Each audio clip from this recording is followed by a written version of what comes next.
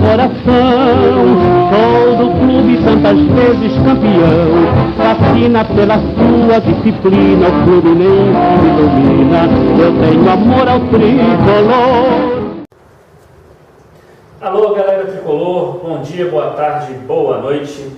Esse é o Panorama Tricolor de número 65, diretamente dos estúdios do grupo LS2 de Comunicação. Hoje é dia 12 de agosto de 2013 e vamos começar falando, né, ontem não foi uma coisa muito legal, a gente infelizmente tomou de 3-2 do Flamengo, mas antes vou apresentar aqui a mesa. À direita, o senhor Paulo Roberto Andel, aqui ao meu lado, Marcos Vinícius Caldeira, e à minha esquerda, doutor Renato Cláudio Ram, a quem eu já peço para dar uma boa noite. Renato Cláudio é o nome de uma pompa enorme, né? Estamos aqui com o doutor Renato Cláudio. Doutor Renato Cláudio. É um clássico, né? Depois eu conto.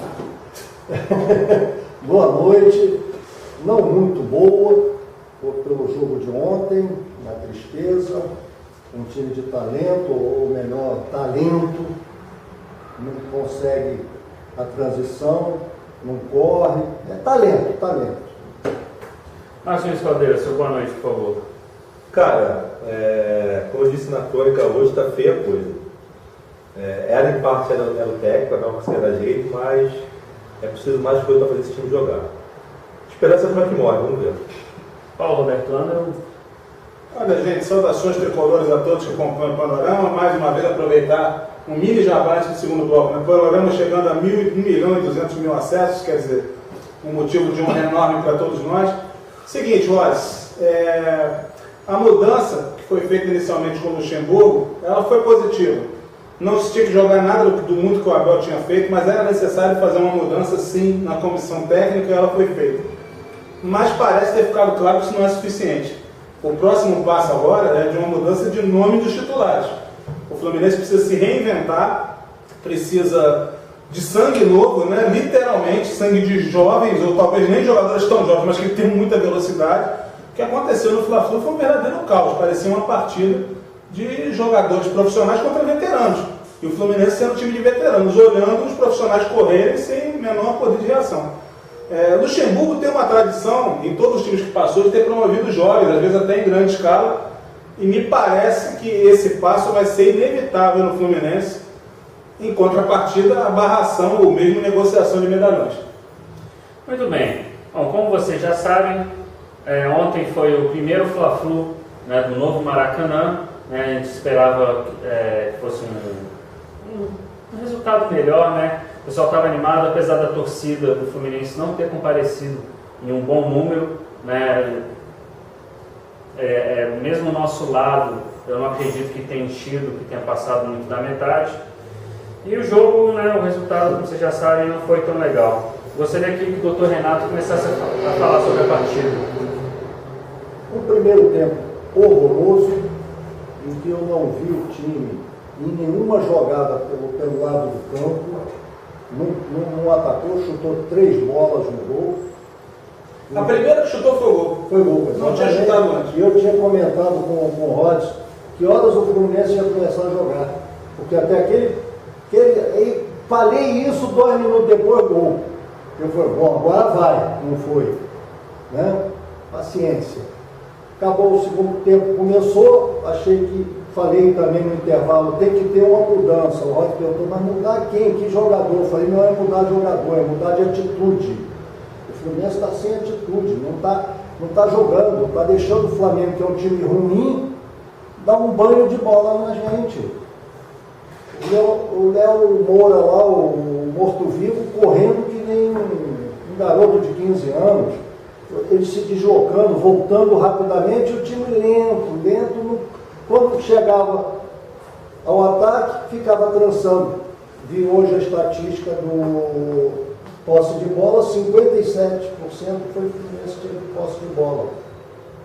Então, posse de bola, mas não conseguia penetrar. No segundo tempo, acho que melhorou as jogadas pelas laterais, o Igor apareceu mais, o Carlinhos também conseguiu aparecer um pouco, mas não tem que fazer, tem que haver mudanças. O Eduardo perdeu uma grande chance de se firmar no time, mas eu desculpo, eu acho que garoto ficou nervoso, tem que dar outra chance, ele tem que... E tem outro detalhe também, né, Renato? Quando o time não está bem, fica muito mais difícil do jogador jovem se firmar logo de cara. Exatamente, por esse isso eu problema. acho que tem que insistir. No passado recorrente, por exemplo, jogadores como Wellington Nem, outros jogadores, o Maicon, né, e Alan, já na fase 2010, que é o melhor do Fluminense, conseguiram mostrar um melhor futebol porque o time já estava azeitado. Agora é outro cenário. Mas aí entra outra parte. Vamos mudar, mas sem treino? Sim. Como é que a gente vai jogar quarta-feira contra Corinthians, domingo, quarta? Pode ser sim, a não ser que o Luxemburgo veja que na próxima quarta que tenha o jogo da Copa do Brasil, ele entre com time reserva, alguma coisa desse tipo, e vá preparar o titular durante a semana. Ele vai ter uma semana de treino. Se acontecer isso, eu acho que a chance melhor assim. Mas joga domingo, já vai jogar quarta, vai treinar quando? Terça? Eu não analisei todo o calendário, mas pelo que parece o Fluminense só vai ter folga durante a semana quando tiver os jogos da Sul-Americana, né? Se não houver, né, ao mesmo tempo o jogo da Copa do Brasil, vai ser um momento maior de treino para o Luxemburgo. E aí, entrando nisso, eu queria passar a bola agora para o Caldeira, mas jogar uma grande pergunta. O Fluminense, né, o Rodrigo Caetano e o Sandrão vivem falando isso. O Fluminense optou por manter o elenco, né, que foi campeão, né, fez uma contratação ou outra, Rainer, Felipe, mas optou que o grande investimento do Fluminense era manter o elenco. O elenco foi mantido e agora o Fluminense se vê numa situação de um time em formação. Caldeira, queria que você comentasse isso e falasse sobre o jogo. Cara, a galera tá batendo firme aí no departamento de futebol, claro, tem resultado, acaba batendo mesmo. Cara, futebol é muito complicado. Eu fui um dos que achei excelente a manutenção do elenco. Pô, o time que é campeão carioca, campeão brasileiro, pô, numa competição em que você estava disputando com outro time que estava voando, que era o Atlético Mineiro, ou seja, o azar do Atlético Mineiro foi ter tido o Fluminense, que até não fez campanha de campeão. E teve 9 pontos na frente, e terminou com 7 no final. Conquistou o título com rodadas de antecedência. Cara, você consegue manter o elenco, você fala, porra, te traz uma peça aqui, é o mundo dos sonhos, né? O grande problema é que esse elenco, ninguém não percebeu, alguns torcedores sim perceberam que já criticavam muito tempo, mas, cara, estava em decadência, apesar do título, eles já estavam, parte deles já estava no seu limite. E, cara, é o que aconteceu, o ciclo de alguns jogadores desse elenco, né, que vem desde de 2009 mudando, 2010, com a espinha dorsal lá, acabou. Por exemplo, o ciclo dessa zaga acabou. Não dá para sair defenestrando o zagueiro, porque, pô, afinal, são 2 zagueiros bicampeões brasileiros. Eu não vou ficar aqui xingando o Leandro Zé e Gum. Me deram 2 títulos de campeão brasileiro. Agora, esse ciclo acabou. O Leandro Zé não tem condição mais de ser titular do Fluminense e o Gum caminha para não ter mais condições. Então é preciso, a primeira coisa, mexer nessa zaga. O ciclo do Edinho, pelo menos meio campo, acabou. E eu, ano passado, eu defendia muito o Edinho. Quando não batia, eu defendia. Mas esse ano, acabou. Ou então, ou empurra ele para a zaga, ou barra de vez. Né? O ciclo do Carlinhos está acabando. O Carlinhos é um que a gente até ainda gosta, mas, cara, está acabando, a gente não vê mais aquela coisa toda. Né? Enfim, então, acho que é um pouco por aí. Sobre os jogadores, cara, para mim foi um choque de realidade. Eu sou um cara otimista, gosto desse elenco, né? Como eu falei, cara, eu lembro do campeão brasileiro, cara, um desalegria recente, enfim. Agora, fiz o ciclo. E foi realmente um choque de realidade, porque eu via algumas melhores do Fluminense com o Luxemburgo, pequenas, mas melhores. Pelo menos jogou bem o segundo tempo contra o Cruzeiro, fez um segundo tempo bom contra o Vitória. Né? E ontem, cara, aquele choque de realidade. Um time totalmente entregue a um Flamengo fraco, tecnicamente, porém com muita velocidade, um esquema tático bem armado ali de contenção no meio campo e com muita vibração e raça, cara. Cara, você pode ter um Pelé, se o Pelé não estiver com raça e correndo, cara, não vai ganhar jogo.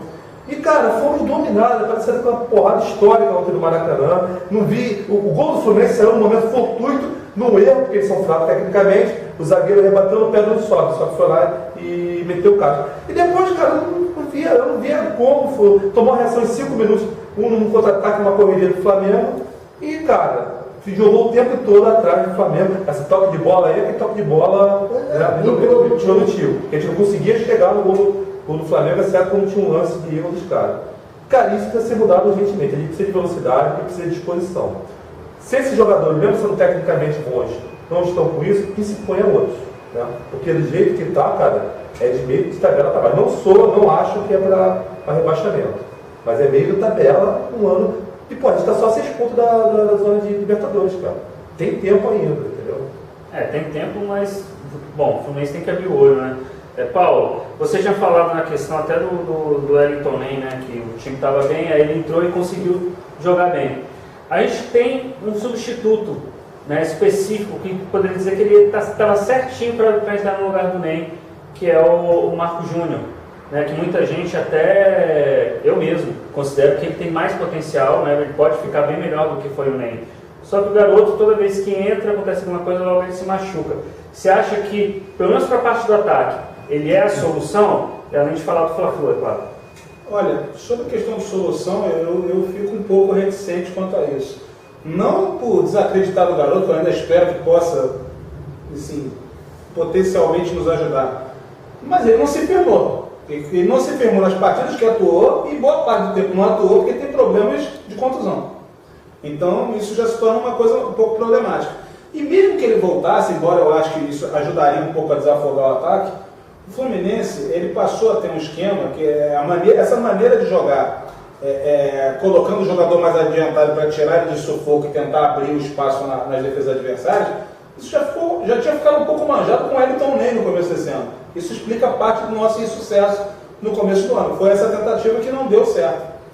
Quer dizer, o que eu acho, sem querer falar de nomes, eu de certa forma me alinho ao que o Caldeira disse aqui. Eu acho que vai ser inevitável mexer em peças, medalhões, jogadores, campeões brasileiros, alguns. A tendência é que sejam barrados, futuramente negociados, porque a gente precisa se salvar, a gente precisa estar numa situação muito ruim na tabela e precisa se salvar. Para finalizar o bloco, sobre o Fla-Flu, eu raras vezes vi o Fluminense tão dominado por um adversário tecnicamente tão fraco. Mas isso não tira o mérito do Flamengo, porque o Flamengo tinha um bloqueio defensivo, o Fluminense dominava a bola. Em sua intermediária, o Flamengo tinha 10 atrás da linha da bola, 3-4-3, não havia espaço para penetrar, não havia espaço para lançar. O Fluminense não tinha velocidade alguma, não criou nada. E no segundo tempo, eu acho que a cartada final a gente pode retomar isso no intervalo, sem também desmerecer a figura do jogador, que merece respeito, enfim. Mas é uma realidade. Quando a alternativa para mexer no time era a entrada do Wagner, ficou claro que não ia ter alternativa alguma. A gente ia até o final daquele jeito. E achamos um gol lá no apagar das luzes. O Caldeira ressaltou bem. Se o Flamengo tem uma condição técnica mínima, a gente poderia ter levado de 6 ontem. Felizmente, isso não aconteceu. Não é à toa que a torcida mulamba chegou até a gritar um creu, né, pra cima da gente. Pois é, mas aí saiu o gol. Logo depois saiu o gol.